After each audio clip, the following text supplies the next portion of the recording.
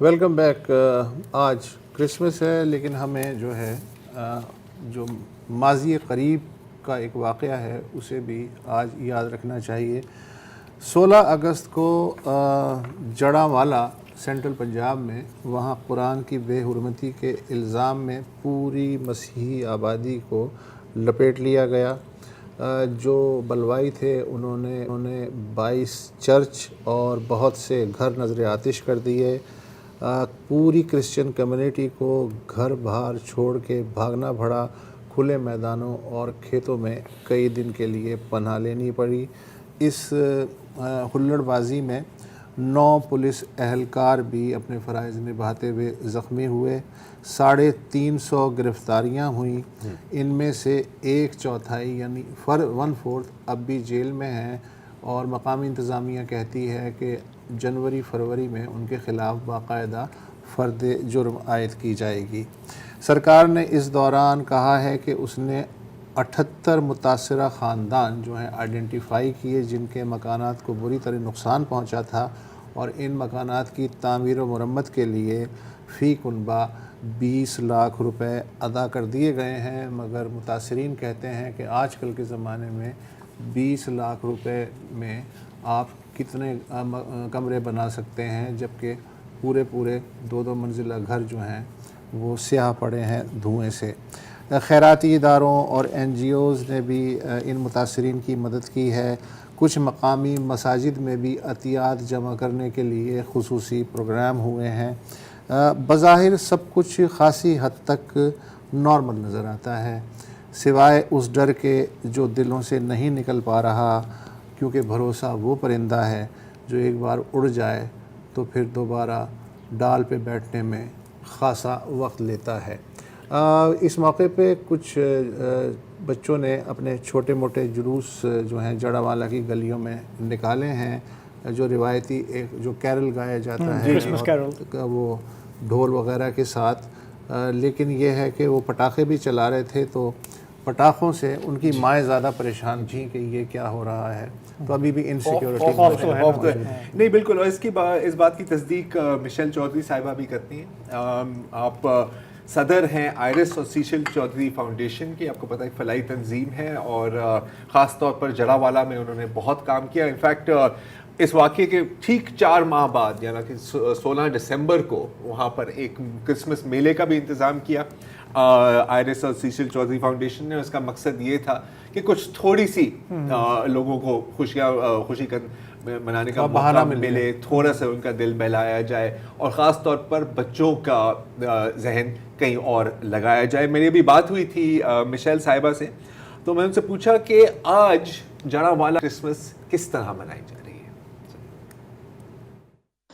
ہے. جی سرار، جہاں تک کرسمس کی سیلیبریشنز اور موڈ کا جو تعلق ہے جڑاوالا میں، تو آبویسلی وہ بہت اس وقت اس طرح کی سیلیبریشنز نہیں ہو رہی جس طرح سے پچھلے اتنے سالوں سے ہو رہی تھی.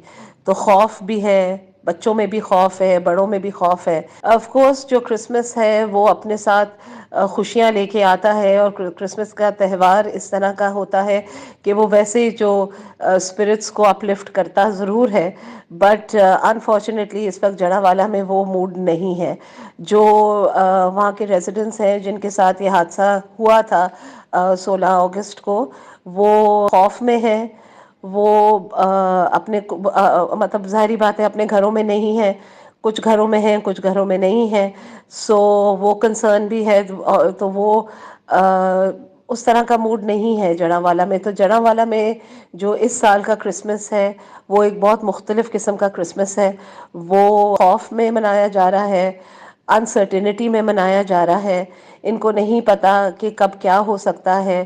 آبویسلی وہ ایک اتنے بھیانک حادثے سے گزرے ہیں تو وہ خوف تو رہتا ہے، اور میرے انفارچونیٹلی وہ خوف کچھ عرصے تک رہے گا ان لوگوں کے اندر. جو ٹراما ان کے اندر ہے وہ چلے گا.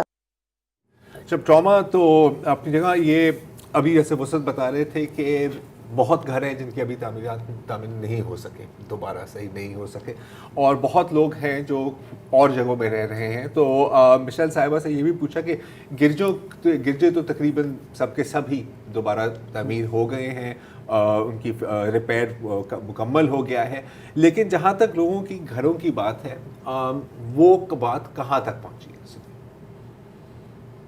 جی, جہاں تک کنسٹرکشن کا تعلق ہے ادھر بہت سارے گھر ایسے ہیں جہاں پہ کنسٹرکشن ابھی چل رہی ہے. لوگ جہاں جو گھر تیار ہو چکے ہیں لوگ اپنے گھروں میں آ چکے ہیں, لیکن بہت ساری جگہ بہت سارے علاقے میں اس وقت کنسٹرکشن چل رہی ہے.